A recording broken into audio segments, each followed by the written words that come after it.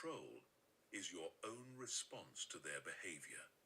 When you try to control others through emotional reactions, you're wasting your energy and setting yourself up for disappointment. These three traps work together to keep you in a cycle of reactivity. You personalize other people's behavior. You have expectations about how they should act, and you try to control them through your emotional responses. This combination is toxic because it makes you dependent on other people for your emotional well-being. It gives them power over your mood, your energy, and your peace of mind. The most successful people, the ones who seem unshakable and always composed, have learned to avoid these traps completely. They don't take things personally because they understand that other people's behavior is about them, not about you. They don't have rigid expectations because they accept that people are flawed and unpredictable. They don't try to control others because they focus their energy on what they can actually influence. Breaking free from these traps requires a fundamental shift in how you think about human behavior and emotional responsibility. It means accepting that you are not the center of other people's universe, that your expectations are not universal laws, and that your emotional reactions are not tools for changing others. Once you make this shift, you become emotionally independent. You stop being a victim of other people's moods and actions, and you start taking full responsibility for your own emotional state. Chapter 2: The Science of Emotional Hijacking. To understand how to never get angry or bothered by anyone, you need to understand what's happening in your brain when you have an emotional reaction. Most people think emotions just happen to them, like they're struck by lightning. But emotions are actually the result of specific neurological processes. And once you understand these processes, you can learn to control them. When something happens that your brain interprets as threatening, offensive, or frustrating, your amygdala, the alarm center of your brain, triggers what's called an emotional hijack. This happens in milliseconds, faster than your conscious mind can process. Your amygdala floods your system with stress hormones like adrenaline and cortisol, preparing your body for fight, flight, or freeze. Your heart rate increases, your muscles tense, and your thinking becomes narrow and reactive. This emotional hijacking served our ancestors well when they faced physical threats like predators or enemies. The ability to react quickly without thinking could mean the difference between life and death. But in modern life, your brain can't tell the difference between a saber-toothed tiger and an annoying coworker.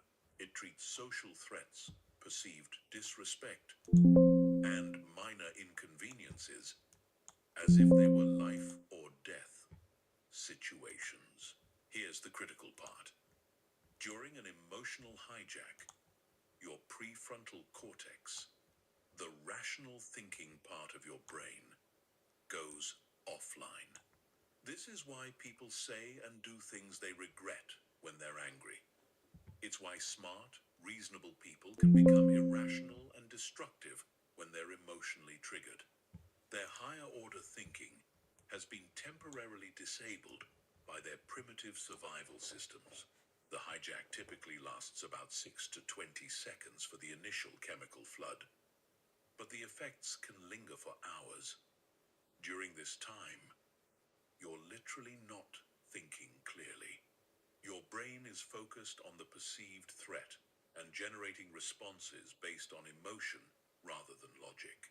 This is why it's almost impossible to reason with someone who's in the middle of an emotional reaction. And it's why your own decision-making becomes impaired when you're triggered. But here's what most people don't know. The emotional hijack is not inevitable.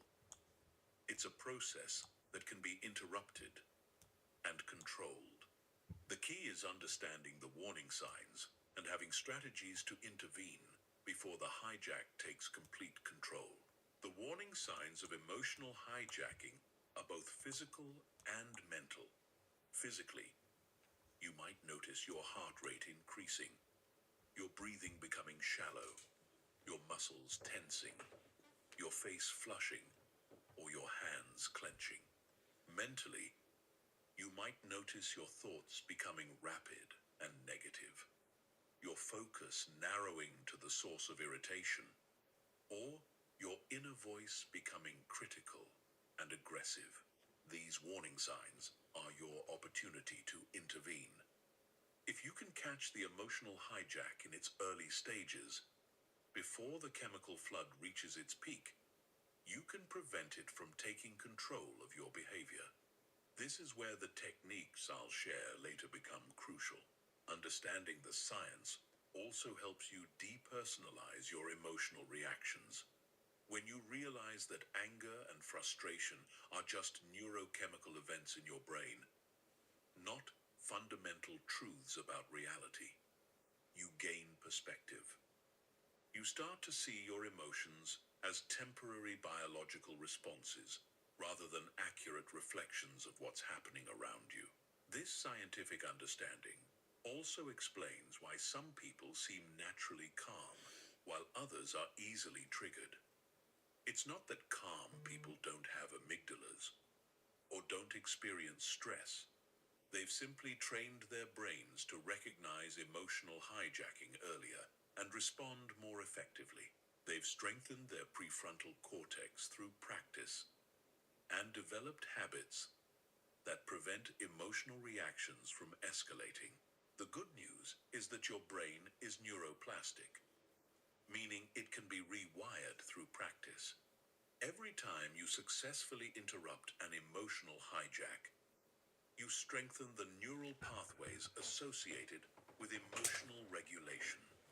Every time you choose a calm response over a reactive one, you make it easier to choose calmness in the future. This is why emotional control gets easier with practice. Think of emotional regulation like physical fitness.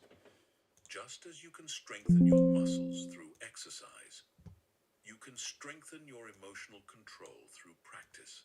And just as physical fitness makes everyday activities easier, emotional fitness makes everyday interactions less stressful and more enjoyable.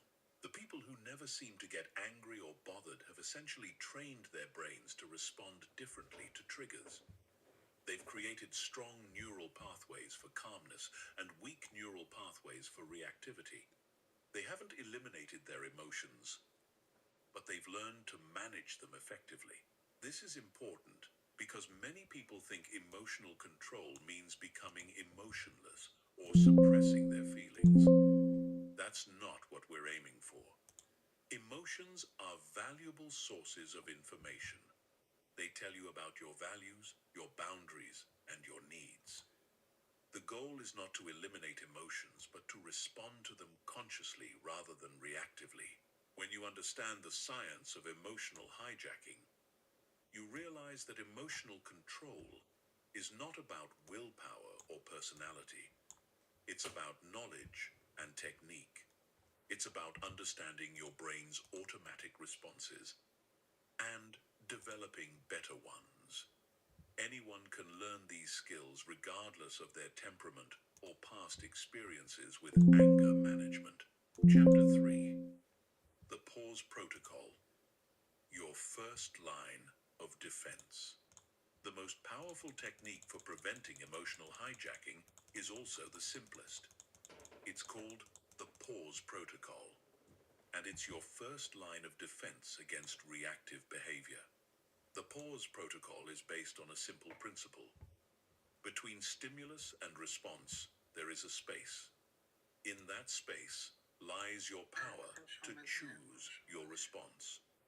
And in that choice lies your growth and your freedom. Most people react automatically. Something happens, and they immediately respond based on their emotional state.